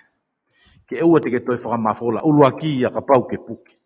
Ke ua te ke whakamafola, toki whikaua mai, o atono ki malu i koe mei he tawhaaki. Aia ku oku mahu inga o pito pe ia, kono mo oni koe me koe masko ku mahu taini me, ka ke lava ia tuwha he whonua whalufua. Ka ku mahu inga, ke mau ia ki nau tolu, o ku nau, kau ngau he whare mahaki, kau ngau he airport, kau ngau he, koe hinga ko nau tolu, o ku nau whetaulaki, mo he hau koe ia koe ai mahaki. Koe hinga ia ku whahakat peka ku mou tolu, koe hae masko mou mau, mou tui mau pe ia, ka pau ku mou mai ki kolo, no fo mau i api. Toki a whainga mani, toki alu pe ha whia mau vivili, mo whia mau ke alu. Ai ko tui ko ka ku hanga pe he masko na ku mou mau o malu, i he ngahi whitu koe na o ku mou i ai. Mahal ko ki tali no pe ki ai. Koe ega tu pepe kia ha fine kia nau toku talangata a koe ki he ke whataptapu i. Ak mao koe he aholo. Ki ngata pe lue lalo ka te lele mea lele tua time curfew. Pe kuia ina ha ki fine ki ai. E kuia hi pe ngahi di po ti mai ia koe launga e kau ngā api ngawa e launga e ngai kolo. Iyo, malo ko tu ia ko he tainimi ia ku te ke halao ia ke ia hano tau tea i ke whakamo ua paanga. Ko ngahi tutu ni ngau e ngahi lao na e fo tutu ko e ni na e whatamua pe ke uhinga ke malu i ke ua e au mai ai omikoloni. O mahino pe foku e ngahi whanua ko nusila ko te mau e ai tutu ni ko ke te nofo mau i api utamano wafe ia. Ai ko ngahi tutu ni aku te ke halao ia i tongani ke whakamo ua i whakapaanga. Ka pau e talangata o lava he lao ke ala te sotia puke ko aku whakahu. Malo. Mahalo ku foi feu i pe ua. Taha pe. Soane. Ole ke hu feu mai to taha ku te ke feu i. Pa ke to feu.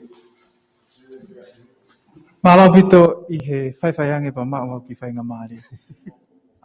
Ek minister mo ui he ku ilo iba me he press conference pa mui ne mea mai feitu una pa me ek palemia ne toko te au maa walu pe aki nau tolko koe ne lotonga mau he vailas COVID tahi waka koe ni mo mea mai ne whaha mai toko te au wanoa. Kai kehe kua te au tolu hiwaya i he lolotongani o kawai aki nau tolu si kau ngau e lai ne mua pe amok nau tolu he pilisone hua tori. Koe ki fia ilo pe ia pe kulava tuku mai a he fika koe ni o ki nau tolu ai si kau ngau e lai ne mua ko si li oa nau mo ui maki mau tolu koe ni kakai e whonua. Mau inga pe ke mea i kakai e whonua e toko lahi a nau tolu e kau ngau e lai ne mua kua mau e he COVID taha hiwa i tongani.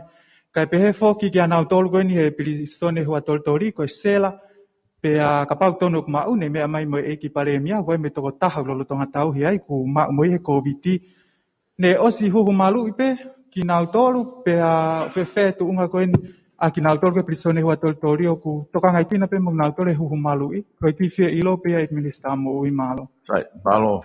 Ayo tanaki ho whamatala ke mau. Koe tau press conference koe nei te au mahi wa, kau e taha mi wawa.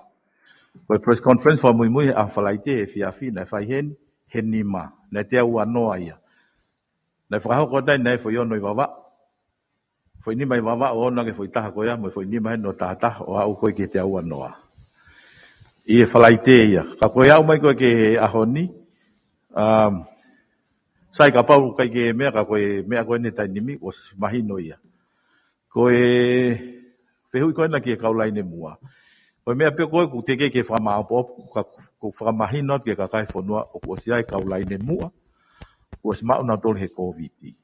Pea whai pe foi process tatau na whakahoko koe ka kinau tolu, whekau apa mo e kau lai ne mua koe ni, kai keu mau e whakaikiki he tainim, he ku kau awawa, kau lai ne mua, kau e whalemak vaiola, kau e pirisone, kau e ngai wheitu kehe, I he kau lai ne mua ko ia. Mahalo koe tau press conference hoko e mau atu ki whamatala ki toko lahi. O ki nau tolu ko ia kau lai ne mua koe o ku mau he whautua koe ni COVID. Koe ua beho wheo, koe ia be?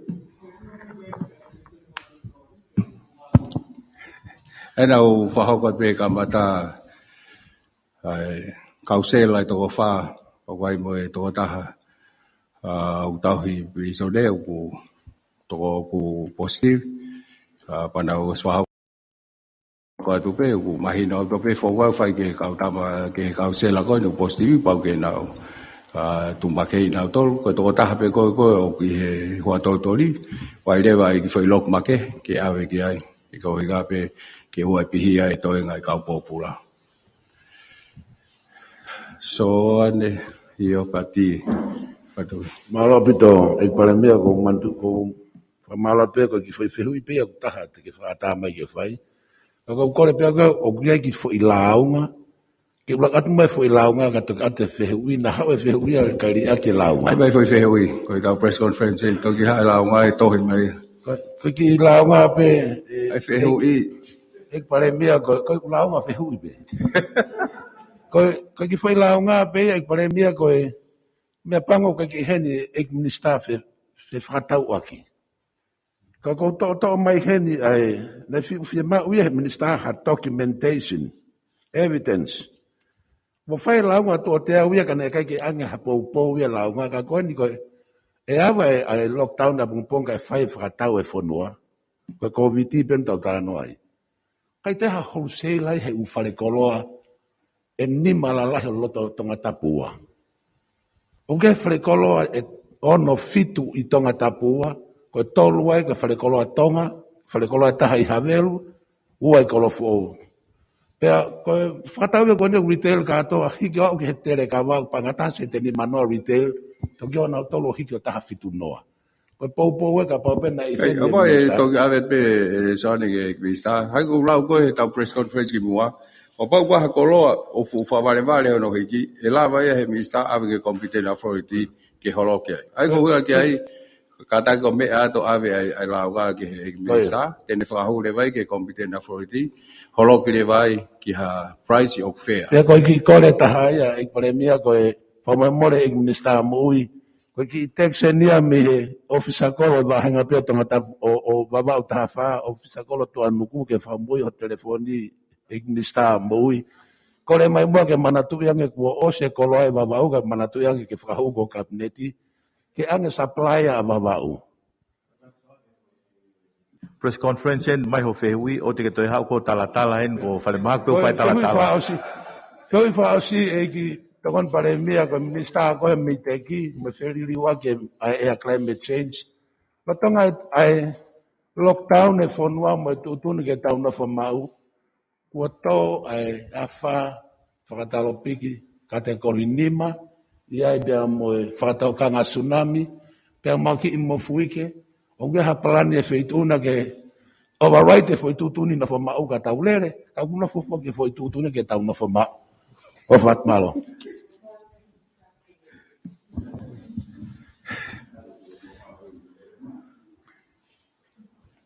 Koe haka pepe hui. I lotonga o viei e tuuni whakapureanga ka lockdown no whamau I api pia tau he wā mamao. Bo o whangi mai koe season ni whai tau a wha ni se ko au ko foi fehui u kai ke te manatu I hataha ia o vea utala. Ko unga pena ia hau e kinista mei teki. E taulele mita ua peki. Mai hat mo fua peki maulele. E taulele katoa sana. Te taulele mita ua. Ma palani e feituna malo. Ko ia mai ai ko whaalau ko e mea kiwa u mea lele. Kai ke mau hamahaki hataha e mea lele ko e neu gofi mai mea lele ko. Kaya kau mahu ika pe ke fase o kia ika ku te kia tau whatoa matang, mau pe ke lawa tau liriu pe, tai ko kuai, pe hai a takai fo o hao, mau te ke whawhai tu run, whaputo poto, ika ke tau no whai pe o tali ke a wha, o pau whi mau ke te hiki ka whi tu e tahu marua ke, iyo. Ko le le fa tsunami ko ke fa a fa, ko fa tau toi. Malo so. Malo economia. Ko ki fa fa te fehui na de na fehui tatau ki mua ko fe ilo pe ke ngai yang no tatake tau. E tau response pe ko tau tari ko ki he mafola ma covid pe ku o ku fa vevia beto e dalanga ku ne ko fa mama e ko ngala. Ka ko inga po no ki kini te ai vai hala ko ia e ku mahalo kai peke fa he aki pe rea aki ka ku si hoko pe ni ko hange ha national security crisis fa fonua and so he fe mau pe ngai approach pe ko ngai fa fotunga tene lava tari le re ngai fa fe hui pe he Ako wawewhia pito mea Mr. Boy, le pe ultimately pe ko awhangatuku te tau iku ko takanga pe a niu motu pe mo marahunu. Pe iai pe no whengata, ka ku iai pe whenga maari ai ki hoko atu hange pe ko mea ko e tare kita. Lava pe mo whakaukau ke toi whakangalokuange a hono tauhi o whafoki mai kakai pe ko hono pe ko whalau atu. Ai o hange o ki rika mai pe iai pe taime to ki whangaloko atu ai ka koe ko hinga ku to ma ake pe whaingofu ange e mau inga e mahaki. Ka ku whiawhia pete whanongi ai pe mahalo pe na koe pe ku tui pe mahana ku si ai pe parane e potunga awe ka pe ke toinga e kabineti. Ia toi ngai whai tō ko primary response ni ko e hu malui ka wai pe mo ngai fonga ke ki hono tokoni ki nau tolo puke pe te ke puke te mo hoko te mafora vailasi e bigi fe hui pe ta pa ko fa mo pa ko stari te ku mate ku retio ka ku kene wike ko sine lau e kapa puaka mo vera ku nga ku follow mai pe he malu ku whakafonua. Pako ko from hangu lawe ko from mo pe ka poko staria. Kana hoko ki fe la ka ke ngahi talanoa. Ka ku teki fu mahino pau pe ko no mo ni mahalo si wesia pa puaka ka tene wesia lahe ta fe whakatau aki ka tau te fetu he ngai fonua tu mariang. Oi malo. Te ki lava tau ki he mea. Ki he... Nau si tari pe whewhi e kata koe mea, he? Ulo tonga whai kai ngau e ai potu ngau he taimin he koe tutun koe na nau whai ki haka whai ngā mea whekau mo i puaka mei e sia. Aku maina whake taimin he aku whakatau e mea e Nusila. Ai ka aku nau lo tonga whai ngau e ke whakapapau e u whakamatalama u mea koe kata koe. Kau lo tonga holu ka ke toi tufu. Ai mea koe nau tutun koe nai whakahoko. Kau lo tonga whai ngau e koe taimin. Malo. Malo, tau hoa ne taha mai koka ni kau wha e news agency, o pau pe o gaha whai whehui, koe ka whai text mai ka koe, ka koe whai whehui ke pehe e tokoni, ki he whe mahino aki koe mo i kakai pa koe taimi ni. E utol peke mo ilo i pe, utol peke ao ngai tau ki taimi, tau whatataha mai, i he ke no whakamama koe ki he mo kau client, pe o nau tolu whanau mai ka mo le teo, pe ulau mo newspaper. Ai at mea whai whehu e ua pe, ka tau maroloa ulahe tau ngahi ngau e ko ilo pe ulahe mo ngahi ripoti ke whai, mo ngahi tānoa maari he ngahi retio ke whai. Sepa tau. Koe ki palpare mai ni au wholoa pe ni hoko ka kuhange kung peke lava o whahano solova. Ai kau polis whakakolo ngahi kolo kuna wanga ko ta ofi hala. Pea koe o wau ke aho tusite mo aho whalaite. O kei palu pare matatau pe ia ngahi launga ko ni kua o mai o kei ta ofi malu au pito pehe E wai kakai nau nofo ngahi kolo ku nau uta ge ngahi feitu ke. Tau whema uke nau ufai nau tokotaki bea. O wā wege o ki whare mahaki kuri pōti mea ki ta ofi beia he kau polis whakakolo koe. Ti bea na atu ke whehui koe ni he tau whehui whakaosi, i he tau whataha whakaosi, pe whakalao. Ka koe kore at pepe whakalao pe ika ai ange mua haki ngā ue ke whaha ki oua nā ua taimi ko whaha. Koe mea ki he tau lau mo i ke ua sia uki ai. Ka oua nā au ke hawheta aki. Koe ngā ke whanongo mai kau polis whakakolo ke whawhai ngofua iange ngā whenga ue aki. Malo koe ia pe. Malo kau ki lawe te ki ai koe o whakamawhai whoke he komisiona polisi. Ai koe komisiona leo koe polisi taimini koe pilikatia. Ai nane o si whakamawhai pe ai kau polis whakakolo. Ke nau hokoka te nau ngawe ka ihe malu-malu o e ofisa kolo. Koe ngahi tutuni koe whakataputapui nai o atu. Kau ai ahono whakaata. Angko mautole kau mitia koe alu whale mahaki, alu ki uta umea koe ia. Ke ke lawa ia he whakamawhai koe ke nau anga override. Pete nau mawhai koe mawhai lahi tahai, ai mea koe nai whakaata atu. Kau pau ke whapapau e kau ofisa, e kau polis whakolo, ke nau whakaata ai mea. Kau lele aki hata ki whale mahaki, pako na alo mai foi akau mo mea pau e whakaata. Ta tau pia mo mai koe nea mautolu koe niki he tau press conference mo ngahi mea koe whakaata atu koe e pule anga. Kau tuton ke ngau whakataha pia koe nai pe lau ngā mai pau kole pe kau polisi ke nau takai atu whakamatala ke kau polis whakolo. Umahino befok koe hui ngalahe nau mea koe nau si manawahe. O vale pe utala mai lokai kolo ia koe nau whenga ke. Ke ua te huang hataha na mau na tohe mahaki. Mahino opit pe whakau koe ia. Kau ton ke whaite se tokoni aku mo whakapoto pe ututuni. Kau irifia pe he mahaki he taimini kau maho inga pe ke whakalao pe mo whakapoto. Mo tau se tokoni aku pe. Lotonga e tau iai ko kore pe ke ki koe tari koe Mr. Mo'oi ane nai koe uinga nai ki he emergency koe alao o Mo'oi pe Public Health Act. Lotonga emergency fok mo ia he taimi. Ka koe nau ngahi tutun pau ki ai. Ka he lao koe ni koe emergency a tau tolu koe kau aluholo ko talangata ke lockdown ni ko ano tau tea ona. Kau kila he tau tea. Lau to ngai popula kai kia o tau e tolu ai lau to tau e ua mo e konga po mea. Ka maseniti ko au pek he tamano. Ka ko winga glave ki ai ke ua mauhala he kakai o tai tau tea e talangata. E mahu inga ko tau te fite taimin. Ai mahu inga ko ke tau fahi he covid mo tau fetokoni aki mo whapoto e tau mea. Ko pe tamai ke ni whakavale pe. Kau nau tau feturi halo pe me kau polis whakolo he aha potoa. Ka ke nau whato mama whakau alpe whake taimin tau mau mea pe ke fika. Alpe taimin mo e kakakaka e fika ke olunga pe kau tui. Kai ai tau te ai ke tau te ke fahan no tau te ana tahe taimi. Ko ta mai be ke kau polisi be ko so dia ke nau le leang opuke. Tai mo nau ngata ai. Ka tu ni ko ai be ke mahina be ke kai fono ko me lahi be ke tau feto konya. Kono hoko be ko utaki hapai. O ku ale late a pongpong ki hapai. Motol ko fe ma mo ki utai. Mo fetu taki hake pe ke ni mo ke mafua.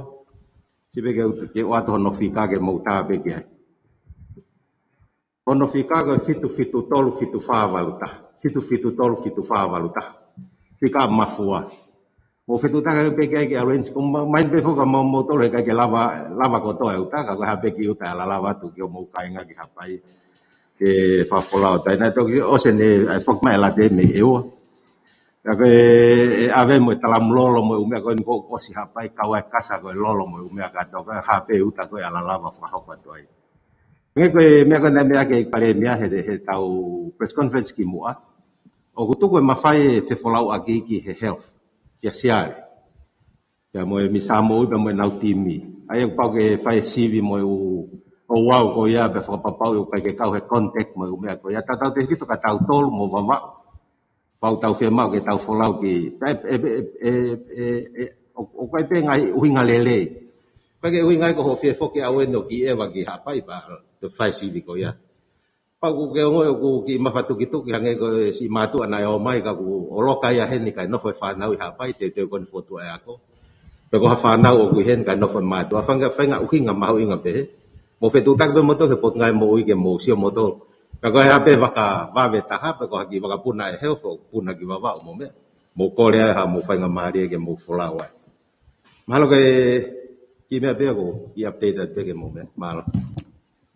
Roki hoko bagi toki. Tato ko soan. Ik palemia ko famalo atu pe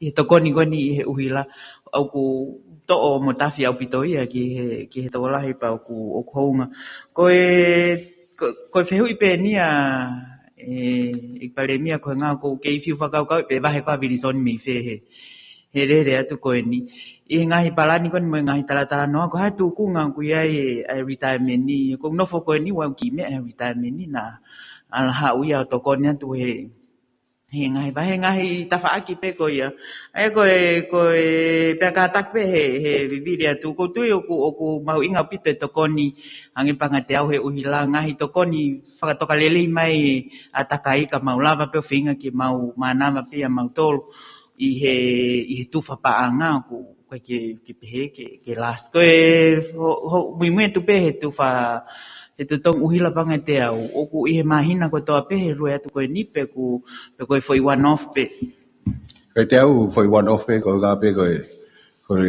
lockdown ko na ko be ke retirement fund nai wa ke ai fakau kau ko ke o bai ha se nit me retirement ko e kau ga fa pulia ga mo o ki dau tol ko ai kanai ta pe ke o bai nge pe ko loto ia o e kau anau tolo e kau me mi pa. O he kai ke lava he foi loto ha foi toko te au pe o te te a loto o toko ta hafe pe ua fe ko e kau me mi pa. Ai nei fi ma o le vai ke kau fa fofonga ko ki he po ate ke na o mai age ai foi viu ko ia o membership pe ko na loto ia pe ko toko lahi ana tolo na loto pe ga na o mai pe na to kai ata pe ki na to le ko ki na fi ma o pa ko ta ni me foi fa ta ko ia ke o mai age ai hana response ki ai ka to fa fai tu ne po ate ke hangi ko me ko si ko na to ko ke na fi ma u na to pa sai ai ko ga ai ka nga ke mai no mai ke kai ke ta mai pe o ata pe foi to te au o fi ma u ya ko lo to ya pe ke maulava o tau pe he o override ha foi tu uni fa lu ko fua ai po ate fi ma u ke mai no ko lo to to lahi ki fai fa ata pe ko me ale vai a ko ia pe te ha o toho ai ki molu ia ko pe kai ka fe ma ke fai tu ni fa ta tau ki he loto ko membership to la ko membership ka ko ko pe mai be fa to ko fu le mai mau ki me pa fa ata le vai fe ma pe to ko fu ka ka se ia ai ko me pe ai fa ambu ko po ate ke to ka fe fo ki mai ka fa fo nga ko ka me mi pa o to fa ho ko mangi pe ku to la fe wa me ke tau la vai he po ate o li liu ai ga hitu to ni fa ko ya ko ke o ai ave ai me pe he tai mi fa ga ta pe ni ka ko hinga ia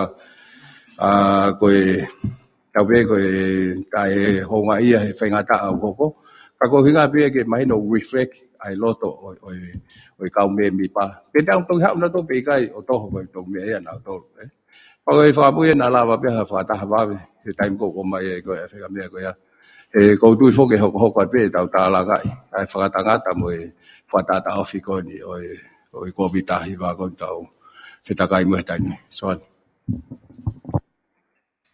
malo pare me ma fa male ke le fa o si ko e mi sta mo ui ka ta fa mo le pe fa le atu ke fe tu na ka ko ai pe ke fa ta nga ya ngi si ai si fa ta ko fa tu fa fine hala pule nga ta mi lockdown mau fa ta mai to nga ngena ko ha kau ke ria ya ko le tu pe mo ke a fe tu malu mo ha ke ave ke ta si ka kai ko ya e una ta wa ta na to le lao it can be a carrier ke kau mo ho me afua we me asivi rakia ko ua e to ki fangi ho nei pai have a loto ke accommodation yai kau frontliners no fo he ke accommodation ta tongi ko ya pe mo fesia si o faki e mau kau nga api mo malu mo hao e fa nau pe ku fe unga ke na no fo pe ke ha fe tu to ton ke ave na to yai e mau malu ta no fo pa ko ko fa mo mola tu na ke ha fa ka tu ko ki ngata ngai e fa malo malo pito soan ka malo no patonga e pe ko ya e tukan ke CEO ka ku te pe ku fotu eta Kapau ako iko ke atu pe mea ke fai koe sivi e kau tama ko ia. Pake toki ripoti mai FF ia so. Koe mea koe ki he ki whare no whutotong kou pehe ku ia i oku. Mana tui koe soan he angai tau tala noa ton peke mahino. Kai koe huinga ni nofo he ki feitu koe e puke e kau ngā api. Koe nau nofo nau tolia koe no isolate pehe koe. Koe whahinga e pehe na nau contact te ke mahino e pe unau positive pe negative. Ka koe mahu inga ke nau nofo whakataha feitu. Ai te tau toi foki pe tau tol ke ngahi mea koe kore koe ke kakai. Tau toku mawahe pe mo tau ngahi api ka pau ha mea mahu inga. Tui e mask. Tau he tisnen. Koe ngahi whaamu ia koe ia ka pau te tau whaipau te tau malu pe tau tolu ia. Ka ku koe tahia ngahi whakaukau he tai nimi ka pau e alat ke lahe keisi. Ue ngahi whare nofu totongi e lava ngau e aki ia ke iai hafo i kulupu ia ku nau nofo pe nau tolu ia. Niango tau pe na nau kontek au te ke positive ata. Ka ku isolate ki nau tolu mo sivi whakaaho. Pe ka pau e osi pe aho fitu ia ku nau hao e pe nau tolu te tungange nau tolu ia. Pe ka pau e mau hata kai ukai ke toi lava mo fere. Ai ko tu ia whakaukau pa mo e whotutu he taimini ngau e Minister Foreign Affairs pa mo e Tourism e nau hanga o mao mai hangahi nofoanga pa lava he taimi lockdown ko ni o mao ha senit e ngahi feitu ko ni kai lava ngau e akia ki he ke isolate ki ai ha kau ngau e na ia nau contact mo tota kai tau te fito he kau laine mua algo ki tari pe ia soan malo. Ibe pita ke mahino at pedi ko tu pe toki tokon mai e por ngai moi. E kai ke lava ha pus wa kolo ta mai lockdown ni ha kolo pa. Ko e foi fai tu dia pa ke mai ia me por ngai moi. O ta dia tu e tau pe kap de ti ke tok lockdown ha ke kono lockdown dia mai ni mo pili. E fa mahino ibe ia e kai ke pe mai pe polis wa kolo e lockdown dien pa lockdown. Ko ma fai fa lao ke ai o ke por ngai moi e advice ki kap ne ti ke tari ke tauhanga o whatangata ai totonu o hatokota.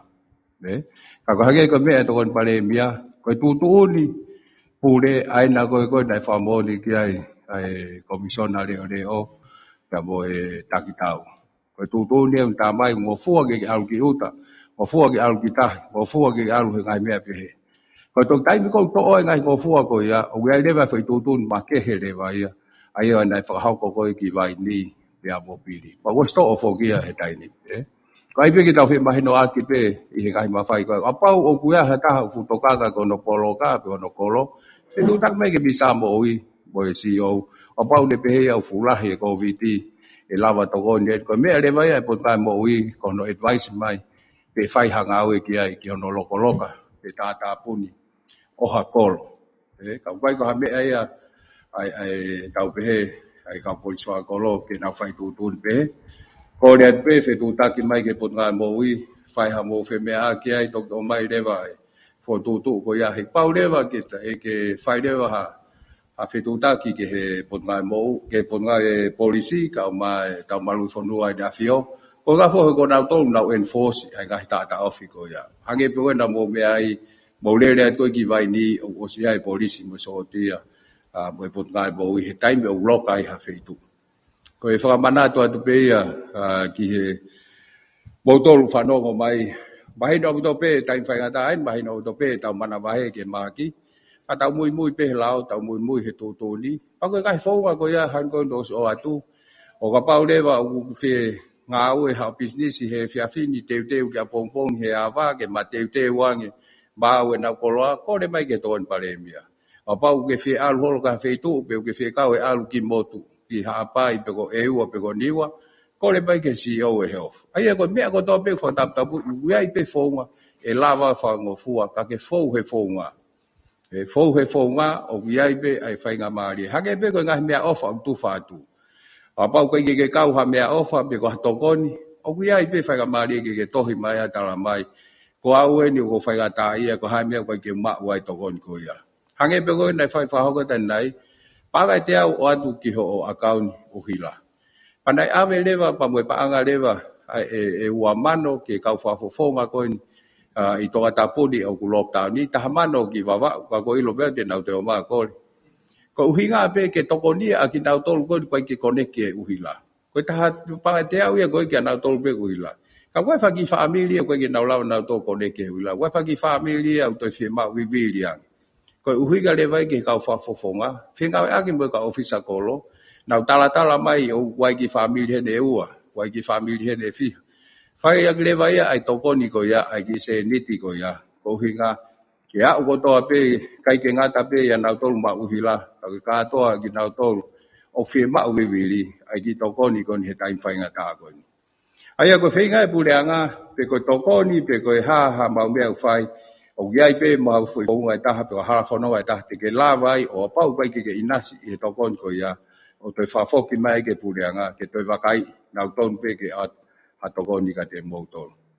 I he taim tatau pe, meo tau lai nofo pe ko vitahi wa, kau whai ngau e lahi ki he tawhaaki ko ni koe, o tsunami pe mo volcano ko ni nai puna ai figa pulenga he weekend na alawa o final ai hanga hi apia ke kamata hanolanga he mahino apito pe hage pe fu falau ki mo mau inga ke fa foke age afare ke lava aki nau tol dai we sia foke ka nau ki ap kamata e fa nonga usai ge atambai sai ge nau ai fa kau pa ko fa amu ia he na lava mahino tunga fa lao o kele ma felotoi ki he whare e langa, kai kamata ai langa.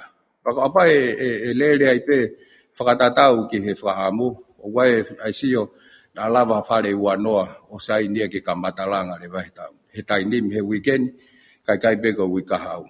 Ka koe whaunga koe langa, hage pe koe ngahi kautaha he nau mou mea mai he TV, pe ko interneti. Koe homo kore mai ki he toon palemia, pai to feto ko nya leva mo po ngai mo hui ke lava sivi na tol mo lava o fa papa na tapo vex ke na no fo pe na foi pa polo nga u fa na langa i fo i me ko ma hino o hao e kai ke na lava o fa pipi ya de mahaki ki kakai a fitu ko ya ai a wai be nga fo nga u ai pule nga ke o ai tu wa nga nga u ma hui nga ko ni hage ko no langa e fale ma ki na tol na e wo sia leongo ai tau fa tap tapu ai koe ngai whamatala pe kau whai ngongo. Ke mō whahoko atu. Hoko atu mō tānoa he tōku pe ki. Nau tōru koe o kai kia o kia toko ni. Kau mō pehe tōnu kia o kia. I whahoko mai. O age whika telefoni koe ni. Nai o atu he tōnu pare mia. Pe ko wai pe mō ngai whika telefoni pau. Ke whetu taki mai. Kai pa ke hiki hao lisi. Koe hao hoko pa ka o mono mai lisi. Koe ka koe kakai eni nai whetu taki atu. Kamau tapo teke ma tōru mō whai ngau kia. Nai kamata mai ngau e ni mo koe nau tokoni kia nau tolu nai tu hau sia ko hinga ko tsunami. Mahino abito ia. Hau mai ke tai nimi ko nau tolu ko isolate. Whakan tapu koe ke nau tolu ka whetu. Ko nau kau mo nau tolu ia i he tufa koe ai ni mo. E ko hinga mahino tau talangi nofoma. Nofoma ulewa koe kai ki tawhai ka mali ke alumahne mea tokoni mga mea pehe. Tokoni lewa ni mo kau mo nau tolu ia he tufa. Ko iei o pau o kai ha family e ko taha o ku wesia e ngai fai tutuli ko ni ka fai tutake ka mo tol anga hiki o nau fika mo nau hingoa mo fai tu o fa hoko mai ya ki he di mo pe ko ton palemia pe mi sa mo i po CEO ko hinga pe ke o te toni kai ha ko tunga ki la he to ko ni o ke fe unga pe ke tau ke vahe pe mo fe moli ko to e pe dia ula he ngai fai tu ko ke mau iluat ki ai pa ko hinga e ko no fa via o ka fofonga ange na pa ange ua mano ke na ilo ko ngai mea pe pa na wa ule wa fai to ni ki ai ka pa ule wa ka nga ke tau pe ku ka ya wa ki ai to ni fai ka mali en ke fai ya ho fa to ki ya ko fa umai ngai fa matala ko ya pe ko fa o ta na tol ngai fika telefoni he na lava to ni atu i tai fai ata ko ni fa malola ya tu ko fa ngong fa tawa ke be te ho le le ata pe tau fe mahino aki Wai tau pota noa he ngahi topik mahuinga ko ni o ai ngalo aki nau tol ko nai wesi ai tsunami mo ta no ka nau tol mo si ko ha ngahi issue mahuinga ka nau tol neo o tau fe koki ko ni pe mo outbreak ko ni covid tahi wa oi be ki fa malo ba tau fa tai pe ki ne maui vi mai mo mama tata ki tau ngai fono ke mo tau fa to ke pa ko le ki tau fa pa ko kristo ko si su klaisi o fai tamai mo feo hera male ma ni tu ia matoluni o na hili e fai pe o tangata. Amen.